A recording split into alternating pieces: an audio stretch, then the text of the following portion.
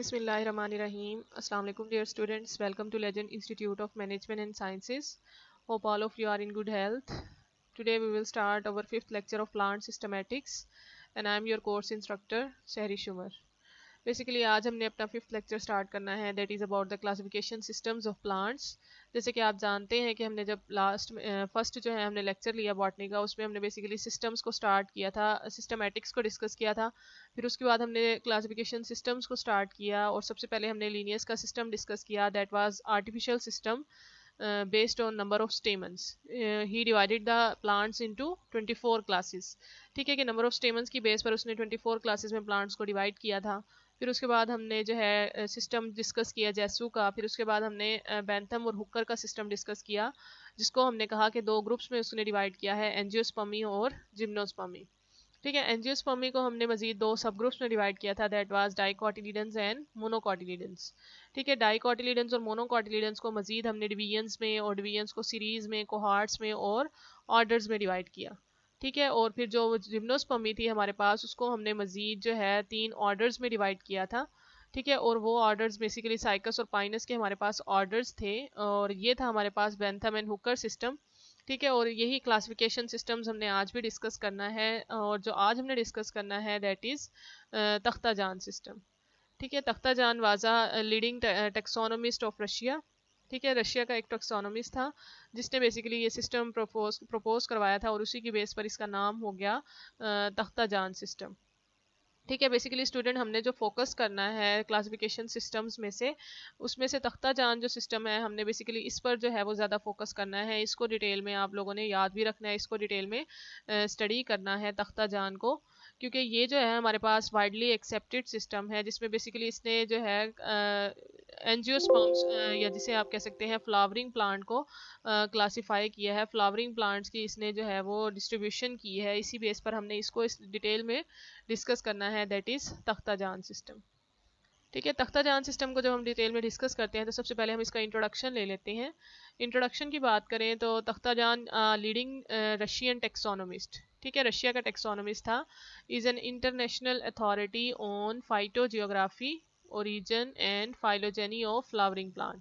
ठीक है, फाइटोजियोग्राफी आपको पता है कि phyto means plant, geography distribution means distribution of plants in different geographical regions of earth. ठीक है, बेसिकली ये जो रशिया का टेक्सोनोमिस्ट था तख्ता जान, उसने फाइटोजियोग्राफी को डिटेल में डिस्कस किया, रीजन को डिस्कस किया, phylogeny means evolutionary relationship study किए, किसके, फ्लावरिंग प्लांट्स के। ठीक है, कि ओनली जो है फ्लावरिंग प्लांट्स को इसने डिस्कस किया।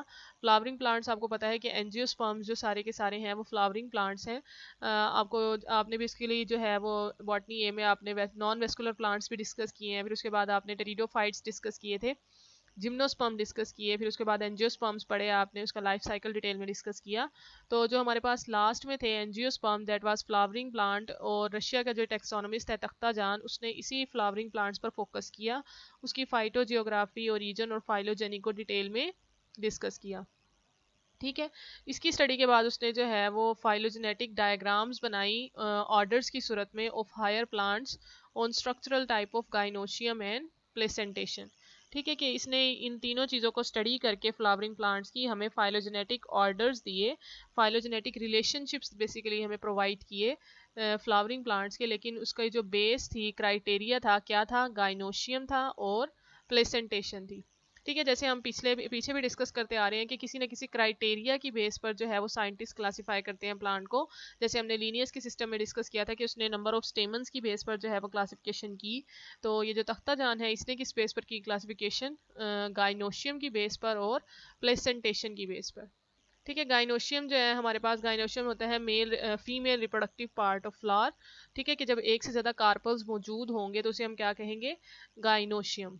ठीक है, और इसके बाद प्लेसेंटेशन, जैसे कि प्लेसेंटेशन नाम से जाहिर है, प्लेसेंटा से निकला लफ्ज़। ठीक है, तो इसमें क्या होती है, arrangement of placenta in the ovary.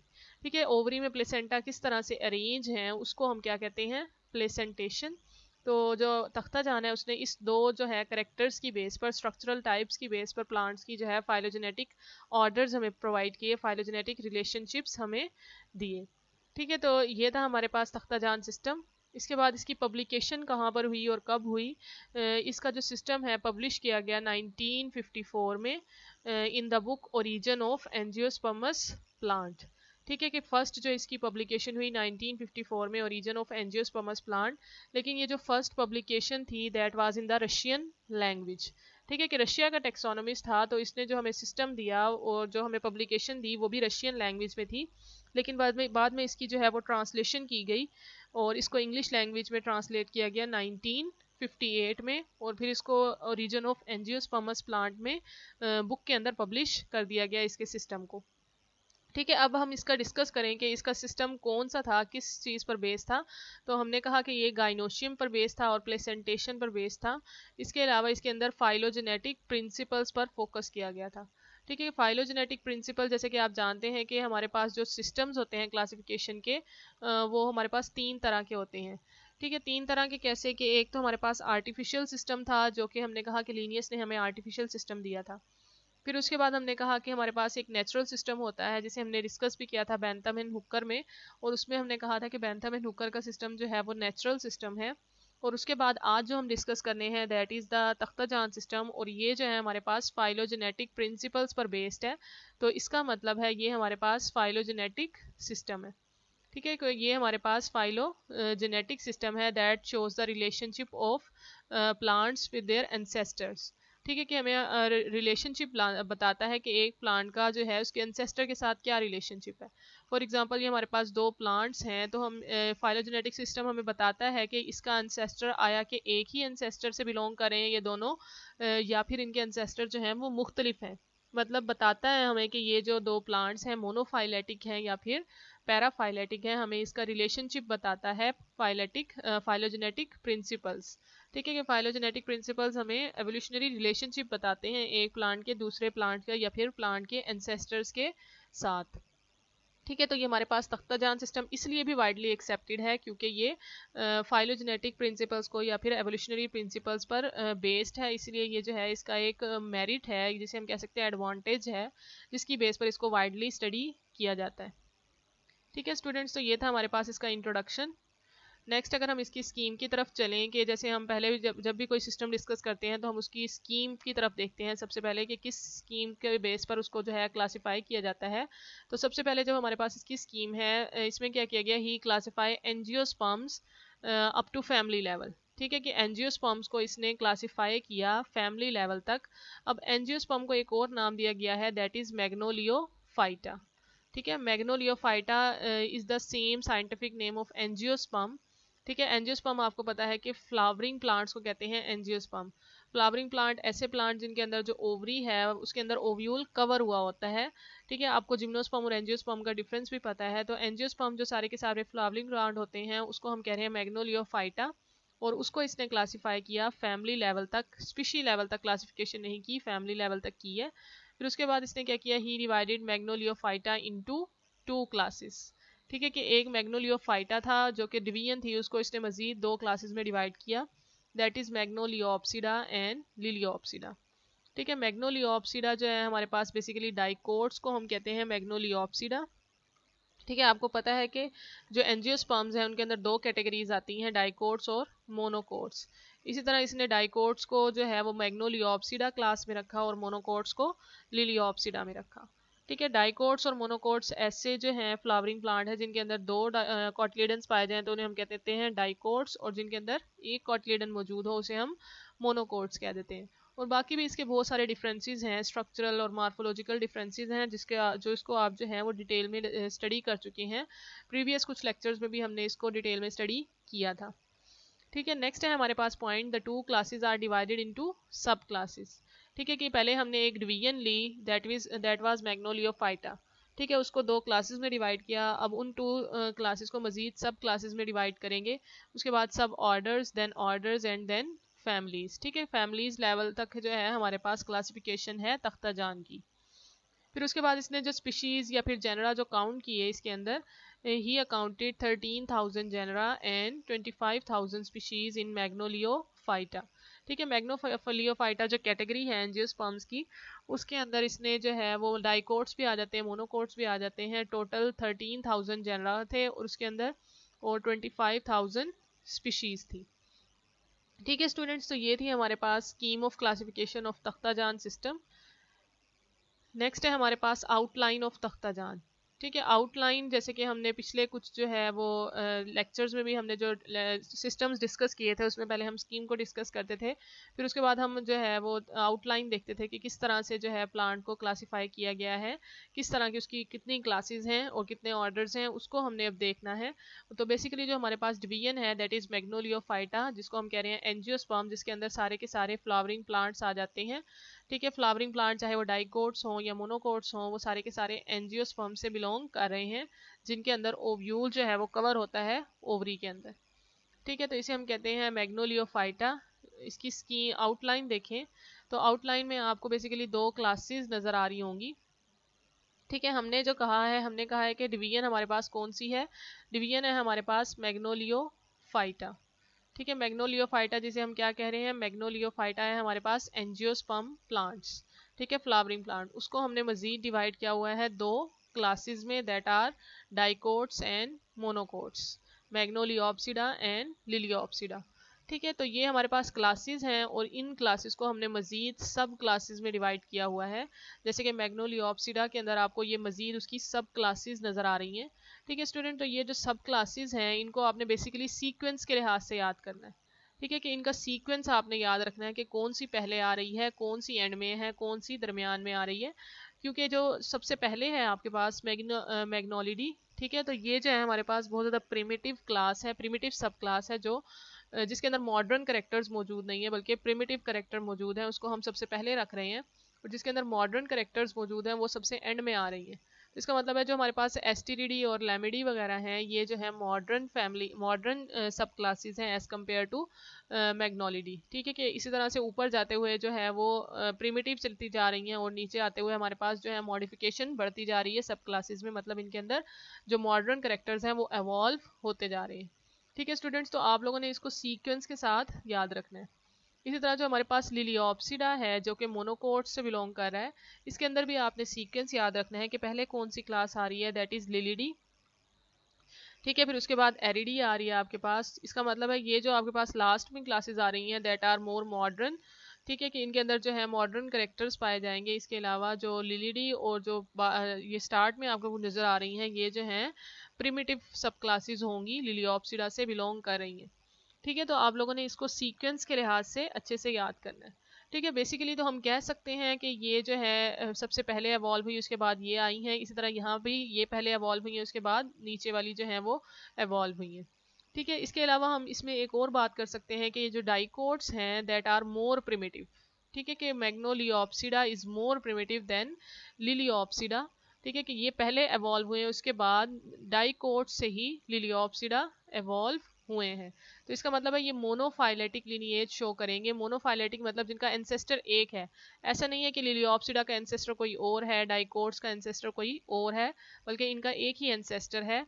कि ये जो है वो दोनों फ्लावरिंग प्लांट हैं। मैग्नोलियोप्सिडा पहले एवॉल्व हुए और इन्हीं से जो है वो मोनोकोट्स एवॉल्व हुए, जिसे हम कह रहे हैं लिलियोप्सिडा। तो ये भी आप लोगों ने याद रखना है कि मैग्नोलियोप्सिडा इज मोर प्रिमिटिव देन लिलियोप्सिडा। ठीक है स्टूडेंट्स, तो ये था हमारे पास इसका स्कीम या आउटलाइन जो हमारे पास क्लासिफिकेशन की। इसके बाद अगर हम इसके प्रिंसिपल्स देखें, ठीक है, तख्ताजान प्रिंसिपल्स अडॉप्टेड बाय तख्ताजान। ठीक है, कि ऐसे प्रिंसिपल्स जिसकी बेस पर उसने प्लांट्स को प्रिमिटिव या एडवांस कैटेगरी में डिवाइड किया। ठीक है, जैसे हमने पिछली स्लाइड में डिस्कस किया कि कुछ जो हैं क्लासेस ऐसी हैं जो प्रिमिटिव हैं और कुछ सब क्लासेस ऐसी हैं जो कि एडवांस हैं। अब उसे कैसे मालूम था कि ये जो हमने पहले रखी है, फॉर एग्जांपल ये जो पहले वाली है ये जो है मॉडर्न है, ये जो है प्रिमिटिव है, और ये जो लास्ट में पड़ी है ये मॉडर्न है। उसको उसने जो है इसको किस तरह से, किस सीक्वेंस की बेस पर इसको इस तरह से प्लेस किया। तो वो रीजंस की क्या थी, वो प्रिंसिपल्स क्या थे जिसकी बेस पर प्लांट्स को इस सीक्वेंस में रखा गया, वो रीजंस अब हमने डिस्कस करनी है, दैट आर द तख्ताजान प्रिंसिपल्स। ठीक है, कि प्रिंसिपल्स को डिस्कस करना है। और सबसे पहला हमारे पास प्रिंसिपल है ग्रोथ हैबिट। ठीक है, ग्रोथ हैबिट को जब हम डिस्कस करते हैं कि ग्रोथ हैबिट मींस प्लांट जो है वो वुडी इन नेचर है, हर्बेशियस है, श्रब का है, तो हमने इसको डिस्कस करना है। और इसमें आपको दो कैटेगरीज नजर आ रही हैं प्लांट्स की, that are primitive and advance. ठीक है, तो सबसे पहले हम प्रिमिटिव कैटेगरी को डिस्कस करेंगे कि प्लांट के अंदर ग्रोथ हैबिट प्रिमिटिव कैसी होती है। फिर उसके बाद जो है हम मॉडर्न की तरफ चलेंगे, एडवांस की तरफ चलेंगे। ठीक है, तो ग्रोथ हैबिट में आपको सबसे पहला करेक्टर नजर आ रहा है वुडी हैबिट। ठीक है, कि वुडी इन नेचर होते हैं प्रिमिटिव प्लांट। इसके अलावा स्मॉल वुडी एंजियोस्पर्म्स। ठीक है, कि जो तख्ता जान है उसने एंजियोस्पर्म्स पर ही फोकस किया था बेसिकली, तो तमाम जो प्लांट होंगे वो एंजियोस्पर्म्स ही होंगे।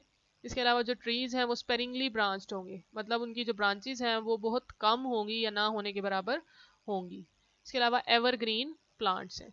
ये थी हमारे पास प्रिमिटिव हैबिट्स प्रिमिटिव प्लांट्स की या प्रिमिटिव क्लासेस की। इसके अलावा ग्रोथ हैबिट जो हमारे पास एडवांस करेक्टर्स हैं प्लांट के, उसमें देखें तो उसमें सबसे पहले है हमारे पास हर्बेशियस हैबिट। ठीक है, कि हर्बेशियस इन नेचर होंगे। और ये वुडी और जो हर्बेशियस और आपके पास जो श्रब्स की जो डेफिनेशन थी, इनकी जो कंसेप्ट थे, उसको मैंने आपको लास्ट लेक्चर में डिटेल में डिस्कस किया था। तो हमारे पास जो प्रिमिटिव नेचर के प्लांट्स हैं वो वुडी इन नेचर होते हैं, जबकि जो एडवांस हैं वो हर्बेशियस हैं। इसके अलावा large trees of tropical rain forest. ठीक है, बड़े बड़े दरख्त होते हैं जो कि न्यूमरस सिलेंड्रिकल ब्रांचेस रखते हैं। ठीक है, मतलब वो जो उनका एक ट्रंक है वो आगे जाकर बहुत ज़्यादा डिवीजन में डिवाइड हुआ होता है, बहुत ज़्यादा ब्रांचेस वहाँ से निकली होती हैं, जिसको हम कह रहे हैं कि सिलेंडर ब्रांचेस उसके अंदर बहुत ज़्यादा पाई जाएंगी। इसके अलावा लास्ट करेक्टर है डेसीडुअस वुडी प्लांट्स। डेसीडुअस कहते हैं कि ऐसे प्लांट जो कि एनुअली अपने लीफ फॉल ऑफ कर दें, अपने लीफ गिरा दें, उसे हम क्या कहते हैं, डेसीडुअस वुडी प्लांट्स। ठीक है, तो ये हमारे पास थे एडवांस करेक्टर्स और ये है हमारे पास प्रिमिटिव करेक्टर्स। ठीक है स्टूडेंट्स, तो ये है हमारे पास प्रिमिटिव मतलब ऐसे प्लांट जिनके अंदर ये करेक्टर्स पाए जाएंगे जो कि हम प्रिमिटिव कह रहे हैं, उनको हम जो है वो पहली कैटेगरी में रख देंगे, मतलब उनको पहली सब क्लास में प्लेस कर देंगे। ठीक है, इसके अलावा जिनके अंदर ये वाले करेक्टर्स मौजूद होंगे उनको आप क्या करेंगे, एंड में प्लेस कर देंगे, लास्ट में रखेंगे, क्योंकि जो लास्ट में रखेंगे उसके अंदर एडवांस करेक्टर मौजूद होंगे। ठीक है, और नेक्स्ट है हमारे पास लीव्स। ठीक है, लीव्स को जब आप डिस्कस करेंगे तो लीव्स में सबसे पहले आपने डिस्कस करना है कि लीव्स का जो स्ट्रक्चर है वो कैसा है, उसके अंदर वेनेशन कैसी पाई जा रही है। ठीक है, तो सबसे पहले लिखा हुआ है सिंपल लीव्स। ठीक है, सिंपल लीव्स मतलब ऐसे लीव्स जो कि स्टेम से निकलें और सिर्फ एक ही जो लीव वहाँ पर पाया जाए, मजीद जो है वो सब डिवीजन ना हो, तो उसे हम क्या कहेंगे, सिंपल लीव। और जब हम एडवांस की बात करें तो एडवांस में क्या होगा, एडवांस के अंदर, एडवांस प्लांट्स के अंदर कंपाउंड लीव्स पाए जाते हैं। ठीक है, कंपाउंड लीव्स मतलब उनके अंदर जो इस तरह से एक स्टेम निकल रही है, उसके अंदर से बहुत सारे जो हैं वो लीव्स ओरिजिनेट हो रहे हैं। इस तरह से यहाँ से लीव्स निकल रहे हैं, यहाँ से निकल रहे हैं, मतलब एक जो लीफ की मिड रिब है, आप इसे क्या कह रहे हैं, मिड रिब। ठीक है, मिड रिब जो कि लीफ की ही मिड रिब है, उसी से मजीद जो है वो लीव्स निकल रहे हैं, उसे आप कहेंगे कंपाउंड लीव। जबकि ऐसा लीव जो सिर्फ एक सिंगल लीफ की सूरत में हो, जिसकी मिड रिब मजीद डिवाइड ना कर रही हो, उसे आप कहेंगे सिंपल लीव। तो जो प्रिमिटिव प्लांट्स हैं उनके अंदर इस तरह से सिंपल लीफ पाए जाते हैं, जबकि जो एडवांस प्लांट है उनकी जो है मिड रिब जो है मजीद डिवाइड करके उनको कंपाउंड लीव बना देती है। इसके अलावा जो प्रिमिटिव प्लांट्स हैं उनके अंदर रेटिकुलेट वेनेशन पाई जाती है, जबकि एडवांस प्लांट के अंदर पैरेलल वेनेशन मौजूद होती है। और आपको ये भी पता है कि पैरेलल वेनेशन किन के अंदर मौजूद होती है, मोनोकोट्स के अंदर। ठीक है, और रेटिकुलेट वेनेशन आपको पता है कि डाइकोट्स के अंदर पाई जाती है। तो इससे प्रूव हो जाता है कि जो डाइकोट्स हैं वो मोर प्रिमिटिव हैं as compare to monocots. Monocots is more advance. ठीक है, कि इनके करेक्टर जो है वो एडवांस हैं और डाइकोट जो है वो मोर प्रिमिटिव हैं, इसलिए हम कह सकते हैं कि डाइकोट से ही मोनोकोट एवॉल्व हुए हैं। इसके अलावा नेक्स्ट करेक्टर है लीव्स का हमारे पास ऑल्टरनेट लीव्स। ठीक है, कि जैसे हमने लास्ट लेक्चर में भी डिस्कस किया था कि अगर एक के बाद दूसरा लीव ऑल्टरनेटिवली पोजीशन में आ रहे हों तो उसे हम कहेंगे ऑल्टरनेट लीव्स। और जो प्रिमिटिव प्लांट है उनके अंदर ऑल्टरनेट लीव्स पाए जाते हैं, जबकि एडवांस के अंदर ओपोजिट लीव, मतलब एक दूसरे के ओपोजिटली जो है वो अरेंज होंगे लीव्स, तो उसे हम क्या कहेंगे, ओपोजिट लीव्स। ठीक है, तो ऐसे प्लांट जिनके अंदर ये वाले जो है लीव्स पाए जाएंगे, करेक्टर्स पाए जाएंगे, उनको हम प्रिमिटिव कैटेगरी में रख देंगे, और जिनके अंदर ये करेक्टर्स मौजूद होंगे उनको हम एडवांस में प्लेस करेंगे। ठीक है स्टूडेंट्स, तो ये थे हमारे पास लीव्स के करेक्टर। नेक्स्ट अगर हम देखें स्टोमेटा के करेक्टर, ठीक है, स्टोमेटा आपको पता है कि स्मॉल जो है वो पोर लाइक स्ट्रक्चर्स होते हैं लीफ के अंदर, जो कि उनको रेस्पिरेशन में भी हेल्प कर रहे होते हैं, कार्बन डाइऑक्साइड इनटेक करने में हेल्प कर रहे होते हैं, सो दैट वो फोटोसिंथेसिस परफॉर्म कर सकें। ठीक है, तो सबसे पहले हम आपके पास जो करेक्टर लिखा हुआ है दैट इज मीजोजीनस टाइप। ठीक है, कि स्टोमेटा की टाइप लिखी हुई है मीजोजीनस टाइप।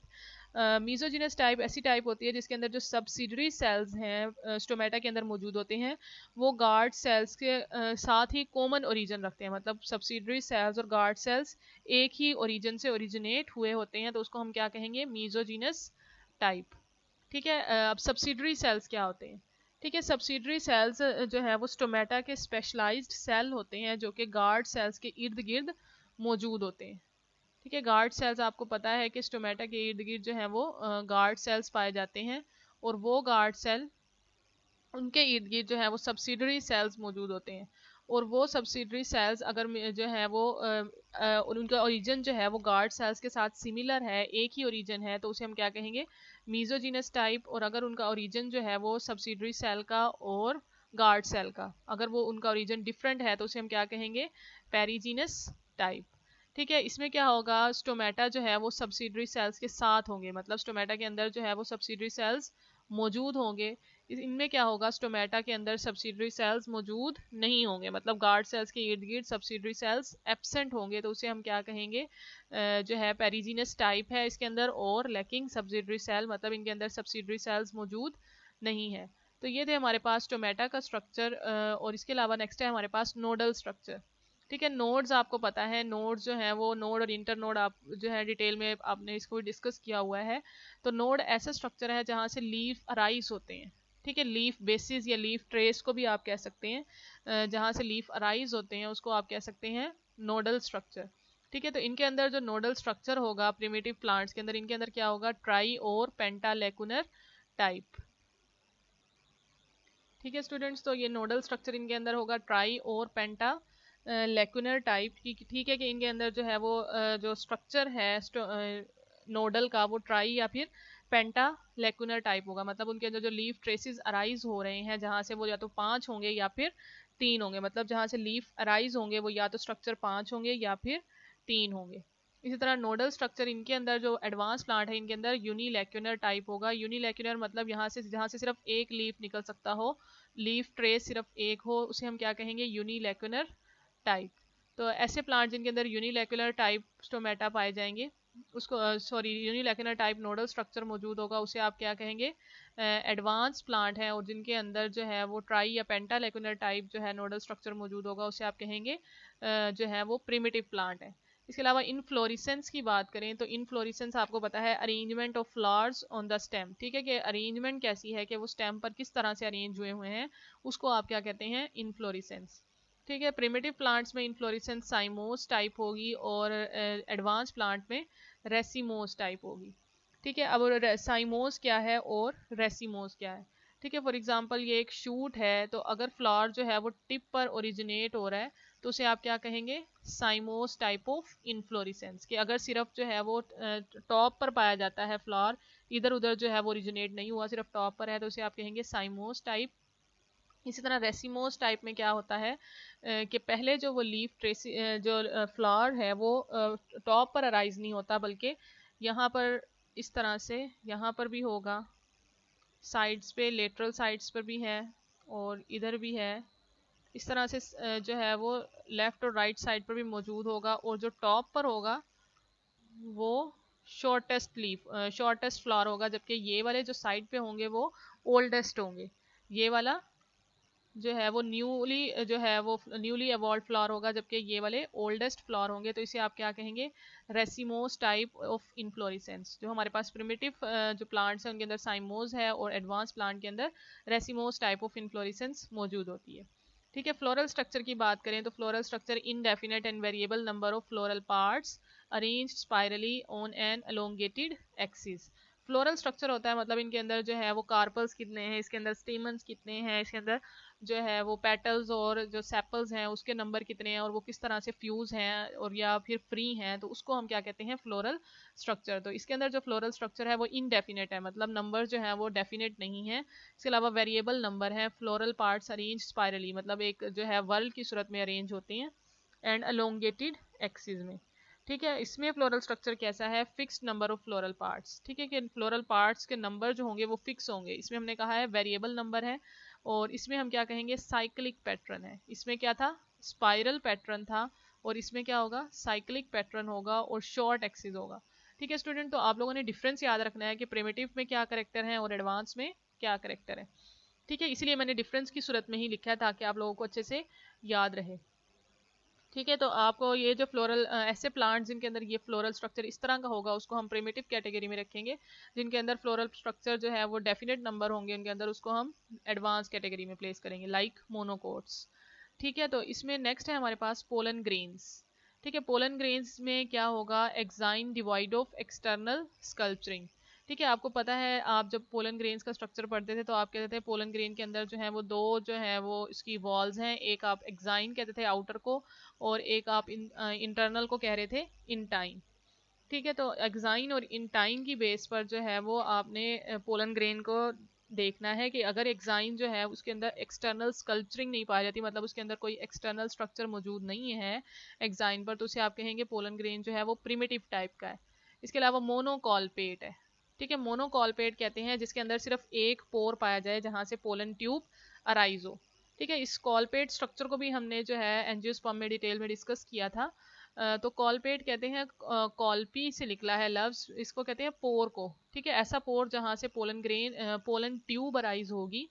तो अगर मोनो है तो इसका मतलब है एक, तो इसका मतलब है इनके अंदर जो है वो एक कॉलपी जो है अराइज होगा जहां से पोलन ट्यूब अराइज होगी। तो उसको हम क्या कहते हैं, बेसिकली डाइकोट्स के अंदर ये स्ट्रक्चर मौजूद होता है। ठीक है, इनके अंदर पोलन ग्रेन का स्ट्रक्चर देखें तो इसके अंदर क्या है, sculpturing is of various type. ठीक है, कि इसके अंदर एक्साइन के अंदर बहुत सारी स्कल्पचरिंग पाई जाएगी, और ट्राइकोलपेट टाइप के जो है वो पोलन ग्रेन्स होंगे। ट्राइकोलपेट मतलब इनके अंदर तीन जो है वो कॉलपी पाए जाएंगे, मतलब तीन पोर्स होंगे जहां से जो है वो पोलन ट्यूब अराइज हो सकेगी। ठीक है स्टूडेंट्स, तो ये थे हमारे पास पोलन ग्रेन का स्ट्रक्चर। इसके अलावा गाइनोशियम देखें तो गाइनोशियम आपको पता है फीमेल रिप्रोडक्टिव पार्ट को कहते हैं। जब एक से ज़्यादा कार्पल मौजूद होंगे तो उसको हम इकट्ठे गाइनोशियम कहते हैं। एक को तो हम कार्पल कहते हैं, लेकिन जब एक से ज़्यादा कार्पल एक ही फ्लावर के अंदर मौजूद होंगे तो उसे आप क्या कहेंगे, गाइनोशियम।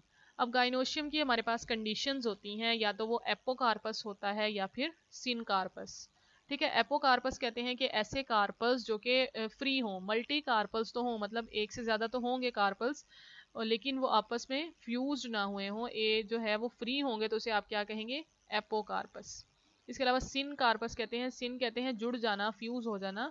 तो इसके अंदर जो कार्पल्स होंगे वो आपस में फ्यूज हुए होंगे, जस्ट लाइक हमें एक की तरह ही नजर आ रहा होगा कार्पल, लेकिन वो होंगे एक से ज्यादा, मतलब मल्टी कार्पल्स होंगे लेकिन आपस में फ्यूज हुए होंगे, तो उसे हम क्या कहेंगे, सिन कार्पस। ठीक है, नेक्स्ट है हमारे पास ओव्यूल्स। ठीक है, ओव्यूल की अगर हम कैटेगरी देखें तो इसमें क्या है, एंटेरोपस टाइप्स। ठीक है, तो और हमारे पास है अदर टाइप। ठीक है, या तो एनेट्रोपस टाइप होगी या फिर अदर टाइप होगी।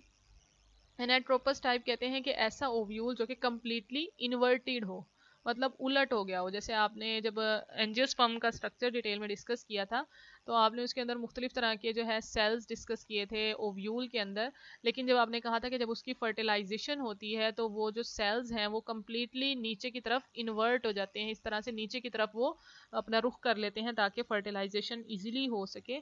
तो अगर कम्प्लीटली ओव्यूल इन्वर्ट हो जाता है तो उसे आप क्या कहेंगे, एनाट्रोपस टाइप ऑफ ओव्यूल। लेकिन इसके अंदर जो ओव्यूल होगा वो अदर टाइप का होगा, कि उसके अंदर एनाट्रोपस टाइप नहीं मौजूद होगी बल्कि कोई और होगी। ठीक है, इसके अलावा ओव्यूल की नेक्स्ट है हमारे पास लिखी हुई क्रेसी न्यूसिलस ओव्यूल, और यहाँ पर है टेनी न्यूसिलेट ओव्यूल। क्रेसी न्यूसिलेट ओव्यूल, जैसे न्यूसिलेट आपको पता है कि न्यूसिलस एक ऐसा स्ट्रक्चर है जो कि न्यूट्रिटिव टिश्यू है, ओव्यूल को न्यूट्रिशन देता है। तो क्रेसी न्यूसिलेट क्या होता है कि जिसके अंदर न्यूसिलस टिश्यू जो है वो एक्सपेंड हो जाता है सेल डिवीजन के जरिए। ठीक है, कि सेल कंटिन्यूसली डिवाइड करता है और उसके अंदर जो है न्यूसिलस टिश्यू कंटिन्यूसली एक्सपेंड हो जाता है। जबकि टेन्यून्यूसिलेट ओव्यूल के अंदर क्या होता है कि इसके अंदर जो न्यूसिलेट टिश्यू है वो मोस्टली डीजेनरेट हो जाता है। एम्ब्रियो अभी मेच्योरिटी तक पहुंचा भी नहीं होता और उससे पहले ही जो न्यूसिलस टिश्यू है वो डीजेनरेट हो जाता है। आपको पता है कि न्यूसिलस ने एम्ब्रियो को नरिशमेंट देनी है, फूड देनी है, लेकिन इसमें क्या होता है, न्यूसिलस टिश्यू एम्ब्रियो की मेच्योरिटी से पहले ही डीजेनरेट हो जाता है, जबकि इसमें जो है वो कंटिन्यूसली डिवाइड होता रहता है सेल डिवीजन के जरिए। नेक्स्ट है हमारे पास पोलिनेशन। ठीक है, पोलिनेशन के प्रोसेस की बेस पर हमने डिवाइड किया हुआ है कि पोलिनेशन किस तरह से हो सकती है। अब पोलिनेशन या तो हमारे पास होगी एंटोमोफिली। एंटोमोफिली जैसे कि नाम से जाहिर है, एंटो कहते हैं इंसेक्ट्स को। ठीक है, कि अगर इंसेक्ट्स के जरिए से पोलिनेशन हो रही है तो उसे आप क्या कहेंगे, एंटोमोफिली। तो इसके अंदर जो हमारे पास प्रिमिटिव प्लांट हैं इनके अंदर जो है एंटोमोफिली टाइप ऑफ पोलिनेशन होती है इनके अंदर।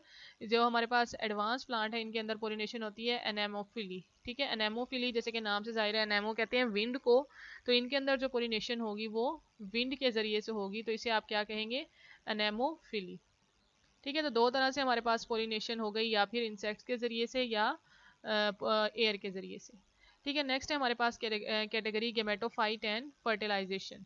ठीक है, कि गेमेटोफाइट इनका कैसा होगा, फर्टिलाइजेशन कैसी होगी, तो इनके अंदर गेमेटोफाइट मेनली मोनोस्पोरिक होगा, मतलब एक स्पोर पाया जाएगा, और पोलीगोनम टाइप होगा। ठीक है, और गेमेटोफाइट इसके अंदर कैसा है, टेट्रास्पोरिक, मतलब 4 स्पोर्स इनके अंदर ओरिजिनेट होंगे, मियोसिस के जरिए से बनेंगे। ठीक है, नेक्स्ट कैटेगरी है हमारे पास सीड्स की। सीड्स क्या होंगे, abundant endosperm with minute and undifferentiated embryo. ठीक है, कि एंडोस्पर्म जो टिश्यू आपको पता है कि जो आपके पास 3N टाइप ऑफ टिश्यू होता है, डबल फर्टिलाइजेशन से बनता है, वो इनके अंदर अबंडेंट होगा, और सीड जो होगा वो undifferentiated with a minute and undifferentiated embryo. ठीक है, कि सीड के अंदर जो एम्ब्रियो है वो अनडिफरेंशिएटेड होगा, बहुत छोटा सा होगा। इसके अंदर क्या होगा, एंडोस्पर्म रिड्यूस होगा, जबकि एम्ब्रियो जो है वो साइज में लार्ज होगा और वेल डिफरेंशिएटेड होगा। ठीक है स्टूडेंट, तो आप लोगों ने जो डिफरेंसेस हैं इनको डिटेल में देखना है और इनको डिटेल में याद रखना है। नेक्स्ट है हमारे पास फ्रूट्स की कैटेगरी। फ्रूट्स इनमें कैसे होंगे, many seeded follicular fruit develop from multi carpellary apocarpous gynoecia. ठीक है, एपोकार्पस गाइनोशिया मतलब ऐसा गाइनोशियम जिसके अंदर कार्पल्स फ्री हों, जैसे कि हमने पहले भी डिस्कस किया है कि इसके अंदर एपोकार्पस टाइप ऑफ गाइनोशियम होगा। ठीक है, और इसके अंदर मैनी सीडेड फॉलिकुलर फ्रूट्स मौजूद होंगे। फॉलिकुलर फ्रूट्स होते हैं ड्राई फ्रूट्स जैसे हमारे पास होते हैं, उसको हम क्या कह रहे हैं, फॉलिकुलर फ्रूट्स। इनके अंदर फ्रूट्स क्या होंगे, सीनोकार्पस टाइप ऑफ फ्रूट होंगे। ठीक है, कि सीनोकार्पस आपके पास जो है वो जस्ट लाइक ब्राउन कलर के जो है गुच्छे की सूरत में जो फ्रूट्स होते हैं उसको आप कहते हैं सीनोकार्पस टाइप ऑफ फ्रूट्स। ठीक है, तो ये हमारे पास थे प्रिंसिपल्स ऑफ तख्ताजान सिस्टम। ठीक है, जिसके अंदर हमने बेसिकली प्रिमिटिव और एडवांस टाइप को डिस्कस किया कि उनके अंदर ग्रोथ हैबिट्स कैसी हैं, और लीव्स कैसे हैं, स्टोमेटा कैसे हैं, उनका गाइनोशिया कैसा है, फ्रूट्स कैसा है, जिसकी बेस पर हम जो है क्लासेस को प्रिमिटिव और एडवांस कैटेगरी में रखेंगे। ठीक है स्टूडेंट्स, तो ये थे हमारे पास प्रिंसिपल्स ऑफ तख्ताजान। नेक्स्ट है हमारे पास merits and demerits of Takhtajan system. ठीक है, कि हमने इसके एडवांटेजेस और डिसएडवांटेजेस बेसिकली देखने हैं कि इसके अंदर कौन से मेरिट्स हैं और डीमेरिट्स क्या हैं। ठीक है, सबसे पहले हमारे पास मेरिट्स ऑफ तख्ताजान, अगर इसके एडवांटेजेस देखें, इसकी अहमियत देखें, तो हमारे पास सबसे पहले आ जाती है कि ये एवोल्यूशनरी रिलेशनशिप हमें शो करवाती है। ठीक है, कि तख्ताजान सिस्टम ऐसा सिस्टम है जिसके अंदर हमें जो है वो बेसिकली एवोल्यूशनरी रिलेशनशिप्स का पता चल जाता है। जैसे कि मैंने आपको पहले भी बताया कि लीनियर सिस्टम हमारे पास आर्टिफिशियल सिस्टम था, बेंथम और हुकर जो था वो हमारे पास नेचुरल सिस्टम था, लेकिन उसने भी हमें एवोल्यूशनरी रिलेशनशिप्स नहीं बताए थे प्लांट के। लेकिन ये जो तख्ताजान सिस्टम है इसके अंदर एवोल्यूशनरी रिलेशनशिप स्टडी किए गए हैं, जिसकी बेस पर हम कह सकते हैं कि ये एक बहुत बड़ा मेरिट है इस सिस्टम का, इसीलिए इसको वाइडली स्टडी किया जाता है। ठीक है, नेक्स्ट है हमारे पास 67 फाइलेटिक प्रिंसिपल। फाइलेटिक मतलब ऐसे प्रिंसिपल जिसकी बेस पर इसको जो है क्लासिफाई किया गया है, और वो प्रिंसिपल किस बेस पर है, फाइलेटिक। फाइलेटिक मतलब एवोल्यूशनरी रिलेशनशिप्स की बेस पर इसको जो है क्लासिफाई किया गया, और वो कितने हैं हमारे पास 67, जो कि एक बहुत बड़ा मेरिट है इसका। इसके अलावा ही considered angiosperms the monophyletic and monocots to have originated from dicots. ये वही पिछली बात है जो मैं आपसे पहले भी डिस्कस कर चुकी हूँ। जैसे मैंने आपको बताया कि ये जो इनका ओरिजिन है वो मोनोफाइलेटिक है। Monophyletic, mono mean one, phyletic मतलब जिसका एंसेस्टर एक हो। ठीक है, तो मैंने कहा कि जो हमारे पास मोनोकोट्स और डाइकोट्स हैं वो एक ही ओरिजिन से बिलोंग करते हैं, उनका ओरिजिन एक ही है, जिसकी बेस पर हम इसे कह सकते हैं कि ये मोनोफाइलेटिक कैटेगरी है, जिसके अंदर मोनोकोट्स बेसिकली डाइकोट्स से ही एवॉल्व हुए हैं। डाइकोट्स मोर प्रिमिटिव हैं, मोनोकोट्स मोर एडवांस्ड हैं। इसके अलावा हमारे पास है angiosperms are treated as one division. ठीक है, कि एंजियोस्पर्म को एक डिवीजन के तौर पर ट्रीट किया गया। Sub class magnoliidae is considered as the most basic group of all other sub classes. ठीक है, जैसे हमने मैग्नोलियोफाइटा को हमने मजीद डिवाइड किया था जब क्लासेस में, तो उससे हमने कहा था कि जो सबसे पहले हमारे पास सब क्लास आती है दैट इज मैग्नोलिडी, और इसको हम कह रहे हैं कि मोस्ट बेसिक ग्रुप है तमाम सब क्लासेस का। ठीक है, नेक्स्ट है हमारे पास families are small homogeneous units.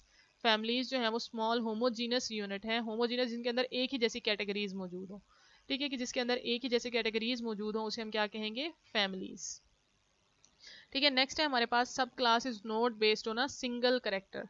ठीक है, कि सब क्लासेस जो हमने डिवाइड की हैं मोनोकोट्स और डाइकोट्स की, वो एक करेक्टर की बेस पर डिवाइड नहीं की, बल्कि उनको हमने मुख्तलिफ तरह की जो कंसिडरेशन है, मुख्तलिफ तरह की इंफॉर्मेशन की बेस पर हमने उसको डिवाइड किया है मुख्तलिफ सब क्लासेस में। ठीक है, कोई एक करेक्टर नहीं है जिसकी बेस पर हमने उसको डिवाइड किया।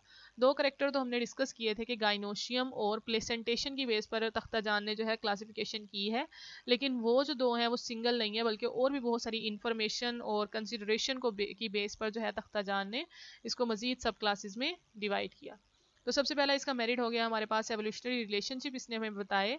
इसके अलावा हमें पता चल गया कि जो एंजियोस्पर्म है उनका ओरिजिन मोनोफाइलेटिक है, और मैग्नोलिडी जो है बेसिक सब क्लास है इनकी, और फैमिलीज होमोजीनस है, मतलब उनके अंदर एक जैसे जेनरा मौजूद होते हैं। होमोजीनस मतलब एक जैसे जेनरा में फैमिलीज के अंदर मौजूद होते हैं, और सब क्लास जो है वो एक करेक्टर की बेस पर डिवाइड नहीं की गई। तो ये थे हमारे पास मेरिट्स। नेक्स्ट अगर हम इसके डीमेरिट्स डिस्कस करें, ठीक है, इसके कुछ डिसएडवांटेजेस डिस्कस करें, तो सबसे पहले हमारे पास आ जाता है ड्रॉबैक, कि ये जो मोनोकोट्स हैं, मोनोकोट्स को ड्राइव किया गया है फ्रॉम सोक एंसेस्टर निम्फियल्स। ठीक है, कि आपने जब इसकी कैटेगरीज पढ़ी थी, जब आपने इसकी सब क्लासेस पढ़ी, तो उसके अंदर कुछ ऑर्डर्स भी आएंगे। ठीक है, तो उसके अंदर जो सबसे पहला हमारे पास ऑर्डर होगा निम्फियल्स। ठीक है, ऑर्डर है, और इसका ड्रॉबैक क्या है कि मोनोकोट्स जो है बेसिकली निम्फियल से अराइज हुए हैं, मतलब निम्फियल्स जो हैं वो मोनोकोट्स के एंसेस्टर हैं। तो ये जो है वो एक बहुत बड़ा ड्रॉबैक है। इसके अलावा narrowing define taxa resulted in splitting of related groups. ठीक है, कि बहुत जो है नैरोइंग बेस पर इसको जो है वो टेक्सा में डिवाइड किया गया, जिसकी वजह से मुख्तलिफ तरह के जो रिलेटेड ग्रुप हैं वो स्प्लिट कर दिए गए, टूट गए, एक दूसरे से अलग हो गए, क्योंकि इसका जो क्राइटेरिया था इसको टेक्सा में डिवाइड करने का वो बहुत नैरो था, मतलब वाइड कैटेगरी नहीं थी, वाइड जो है वो करेक्टर्स की बेस पर इसको क्लासीफाई नहीं किया गया था। This system is not helpful for classification up to family level. ठीक है, कि फैमिली लेवल तो तक जो क्लासिफिकेशन करनी है वो ज़्यादा सक्सेसफुल इसमें साबित नहीं हुई फाइलोजेनेटिक प्रिंसिपल्स की बेस पर। Monocots are placed after dicots. जैसे आपको पता है कि मोनोकोट्स को बाद में रखा गया है, डाइकोट्स पहले आए हैं, क्योंकि डाइकोट्स जो हैं वो एंसेस्टर हैं मोनोकोट्स के। Recent system place them between primitive angiosperms and eudicots. Recent system ने अब जो हमने प्रपोज करवाया है, सिस्टम अब जो रिसेंटली प्रपोज हुआ है, उसमें क्या किया गया है कि मोनोकोट्स को एंजियोस्पर्म और यूडिकोट्स के दरमियान में रखा गया है। एंजियोस्पर्म आपको पता है कि तमाम तरह के फ्लावरिंग प्लांट्स और यूडिकोट्स होते हैं, डाइकोट्स बेसिकली यूडिकोट्स होते हैं, तो मोनोकोट्स को इन दोनों के दरमियान में प्लेस किया गया है, जबकि इसमें क्या किया गया कि डाइकोट्स को पहले रखा गया और मोनोकोट्स को बाद में रखा गया, जबकि इस हमारे पास जो रीसेंट सिस्टम है उसके अंदर एंजियोस्पर्म, उसके बाद monocots, then eudicots that are dicots. ठीक है स्टूडेंट्स, तो ये हमारे पास इसके कुछ डीमेरिट्स हैं जिसकी बेस पर इस सिस्टम को ज़्यादा सक्सेसफुल नहीं बनाया गया। ठीक है, तो ये था हमारे पास Takhtajan system of classification. Hope so students आपको ये अच्छे से समझ आ गया होगा। नेक्स्ट हम जो है नेक्स्ट सिस्टम डिस्कस करेंगे डिटेल में। तब तक के लिए अल्लाह हाफिज़, थैंक यू सो मच।